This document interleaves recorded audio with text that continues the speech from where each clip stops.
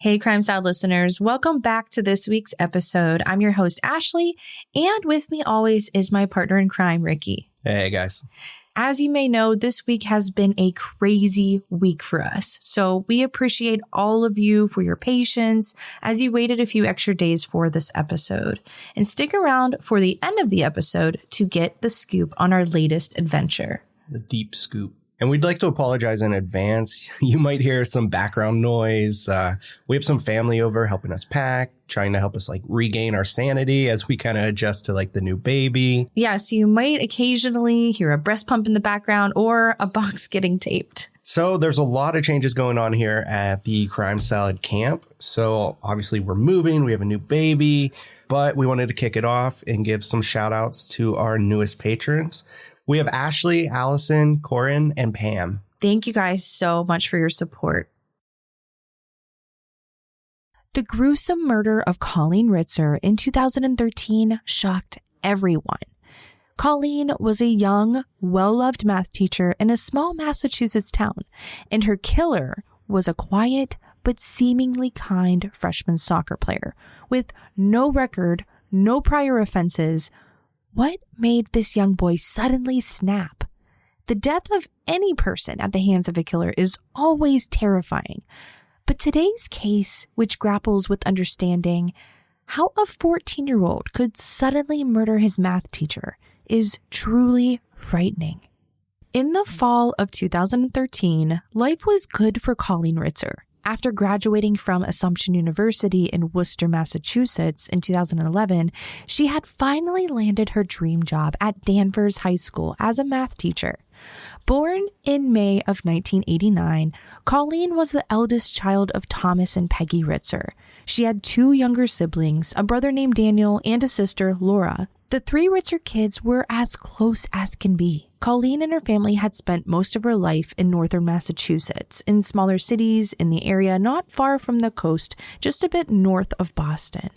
After graduating from Andover High School, Colleen graduated magna cum laude from Assumption University with a major in math, a minor in psychology, with a concentration in secondary education. Even though she had found the job she loved, she was always trying to better herself.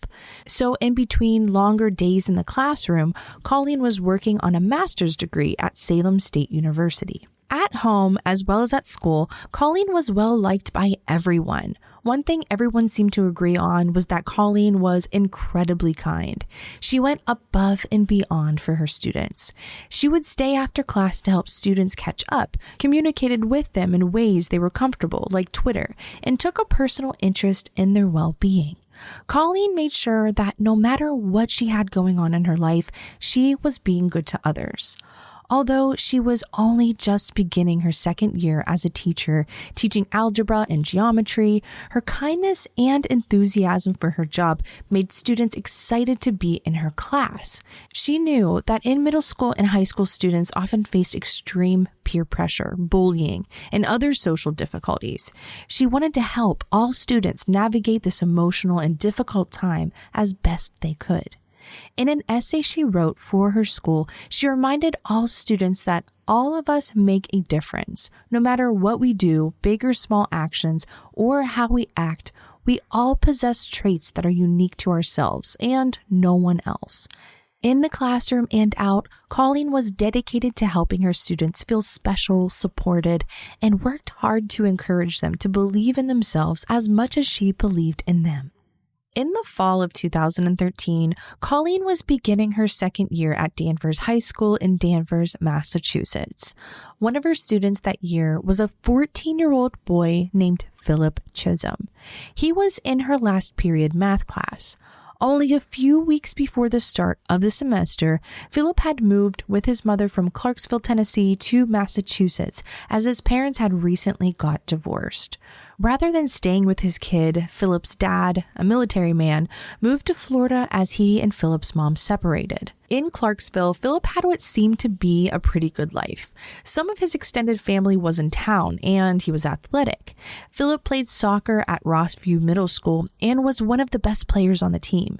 His coach described him as a great player, nice teammate, and someone who was always very respectful towards the coaches. Though he could be slow to warm up to some people, he was very well liked by the people who knew him in Clarksville. It's never easy being the new kid at school, but when he moved to Danvers, a small, close-knit town, Philip seemed to be getting along relatively well as he started his freshman year.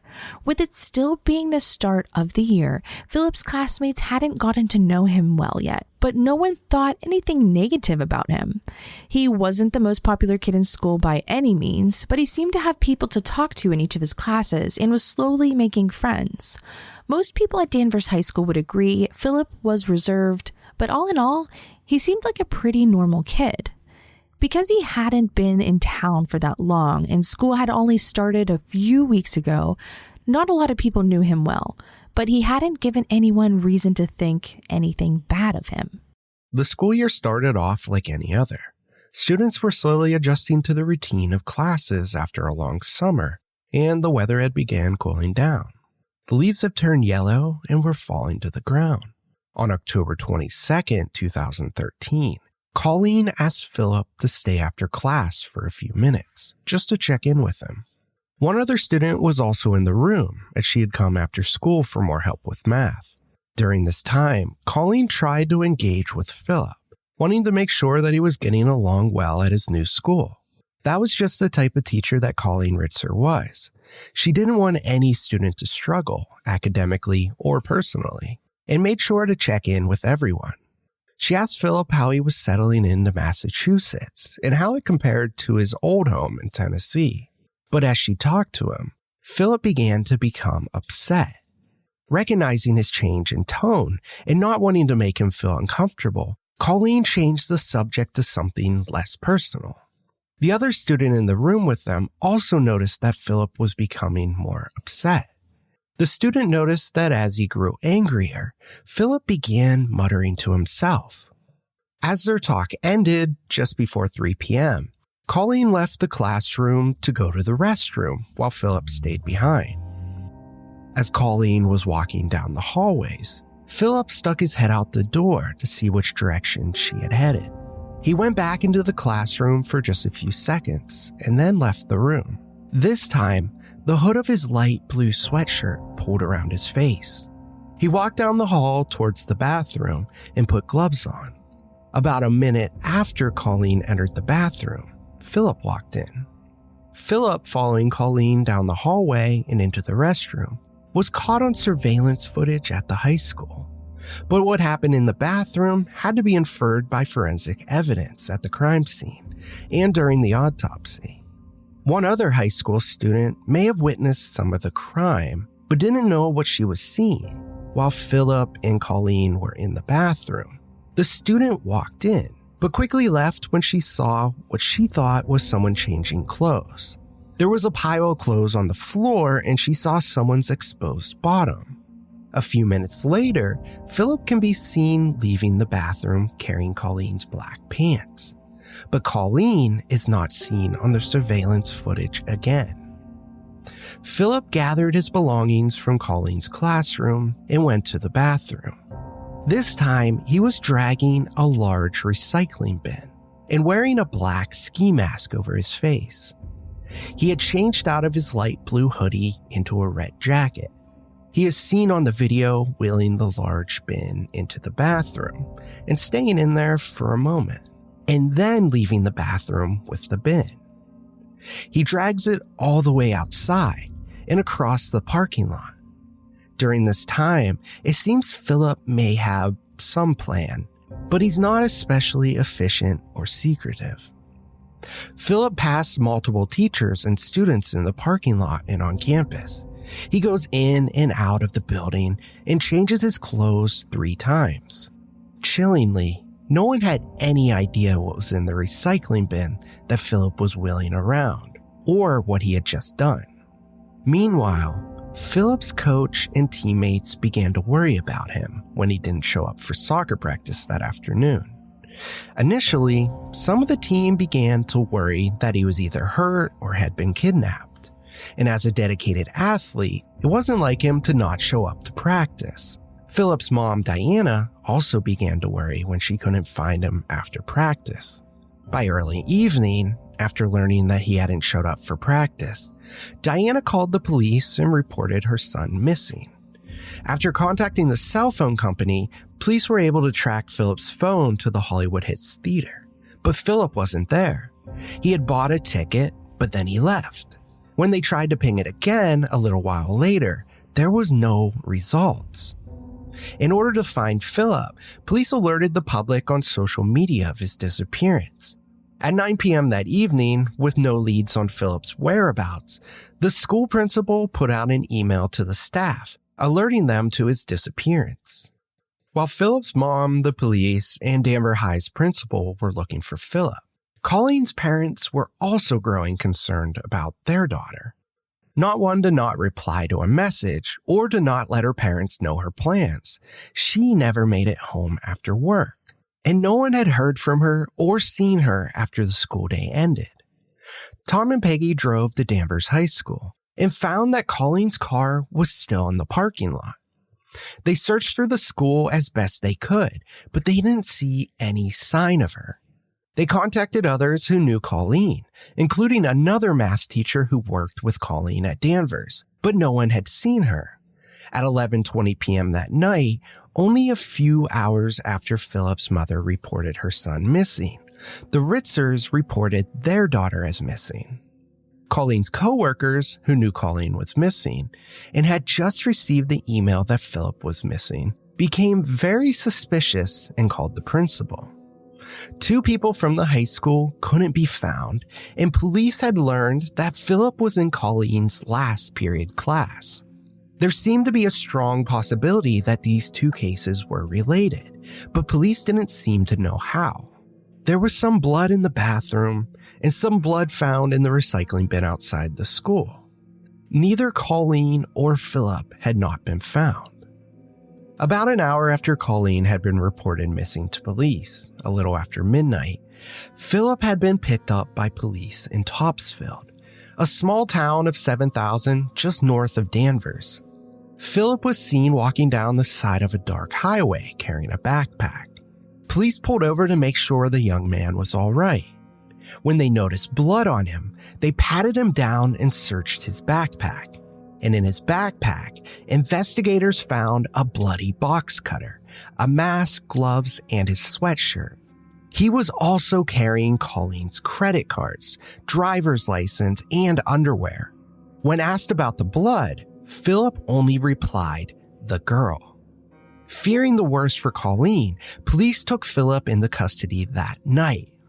A few hours later, in the early morning hours of October 23rd, Colleen Ritzer's bloody body was found in the woods by the school, about 60 feet from where the recycling bin was found. She had been poorly covered with leaves and other debris. The autopsy found that Colleen had been stabbed 16 times, and her throat had also been cut. She was raped twice, once with a tree branch that was found nearby. Colleen's empty purse, bloody clothes, and the bloody gloves were found close by. And chillingly, there was also a folded up, handwritten note near Colleen that read, "I hate you all." Philip was questioned after he was found walking in Topsfield, but he wasn't immediately charged with Colleen's death. In the trial, the defense would argue that Philip Chisholm's interview with police should not be accepted as Philip's mother asked for a lawyer. But Philip didn't. Given that he was 14 years old, Philip was seen as old enough to consent to questioning and ask for a lawyer himself, meaning that his mother's insistence on a lawyer didn't matter. During the questioning, Philip willingly told authorities that he wasn't looking for help so much as he was looking for an escape. He wanted to go to juvie. During the interview, Philip admitted to killing Colleen, but he minimized the extent of her injuries. He said that he hit her and cut her throat twice, only the second time breaking the skin. He also denied any sexual attack. In 2017, Philip's taped interview and confession were unsealed, but they can only be viewed at the courthouse itself, and copies cannot be made. A week after she was killed, a memorial was held at Colleen's church. About 1,000 people came to pay their respects, about 400 of which were Danvers High School students, many of which shared the positive impact Colleen had on them during her time as their teacher. At the trial, there was some uncertainty about when Colleen actually died, which Philip's lawyers capitalized on this. They argued that she was dead by the time Philip had moved her into the woods. Because of that, they argued he should be acquitted of the rape in the woods. The prosecution, on the other hand, believed the final cause of death were stabs to the neck, which appeared to have occurred once he had brought her outside. The argument made by Philip's lawyers, while perhaps legally sound, highlights how the justice system can exploit technicalities, often at the expense of a victim. Whether she was dead or alive during that moment in the woods is truly beyond horrific what Philip Chisholm did. Philip's lawyers did not deny that he had committed the crime. Instead, he argued that Philip had a severe mental illness which prompted the attack, and that this has been exacerbated by his recent move to a new state and the start of a high school without the support system he had grown up with in Tennessee. One psychiatrist for the defense stated that Philip was hearing voices and having a psychotic break. The defense seemed to suggest that by simply mentioning Tennessee, Colleen had triggered him to become so enraged at her that he could no longer control himself, and that's why he attacked her. Less than a year later, while the trial was slowly proceeding, Philip attacked a second woman, a worker at the Metropolitan Youth Center. It appears, based on the surveillance footage at the detention center, that Philip followed a woman into a staff locker room area and attacked her. He started choking her and tried to stab her with a sharpened pencil. She screamed out as he punched her. Luckily, this time the woman was rescued by other guards and she was not seriously injured. Philip's methods in the second attack seemed markedly similar to how he killed Colleen.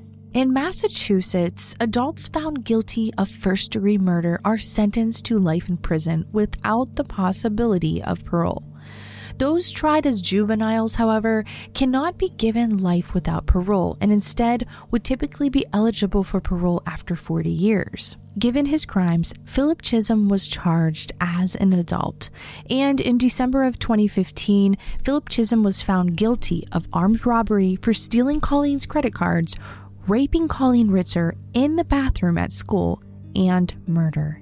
He was acquitted of the charge that he also raped her with a tree branch where he left her body.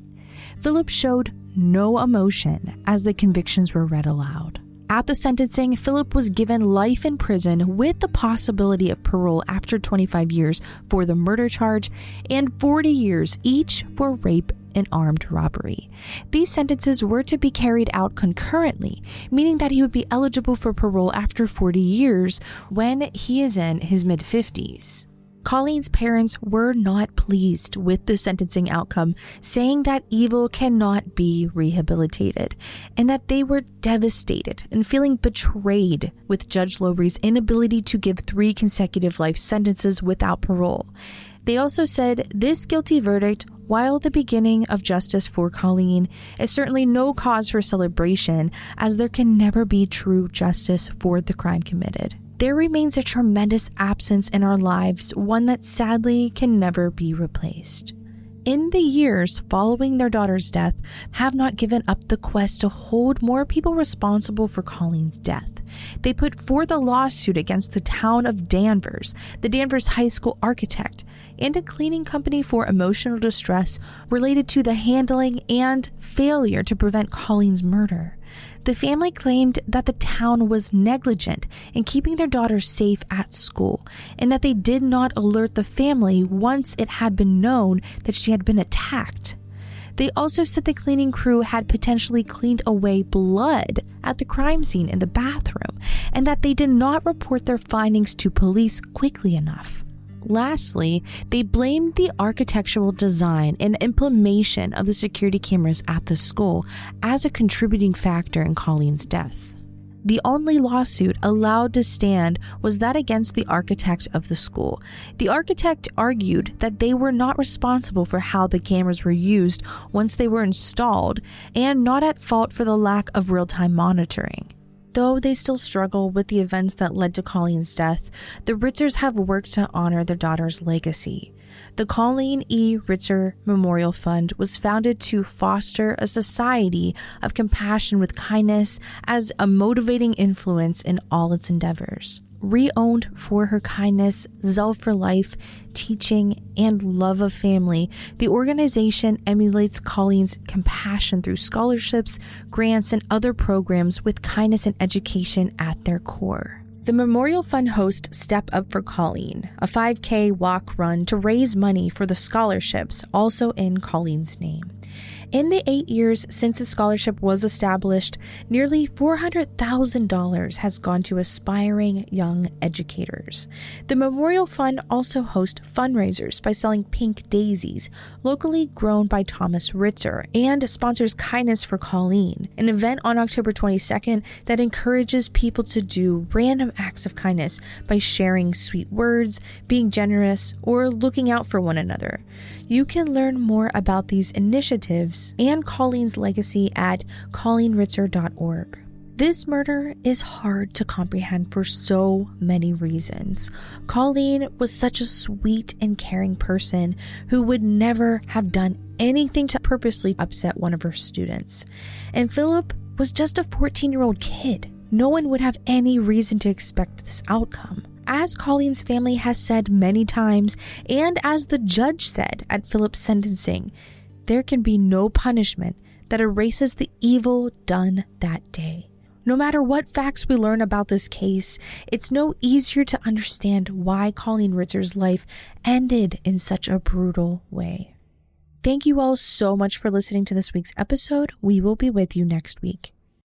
Crime Salad is a Weird Salad production. Are you kidding me? That was perfect.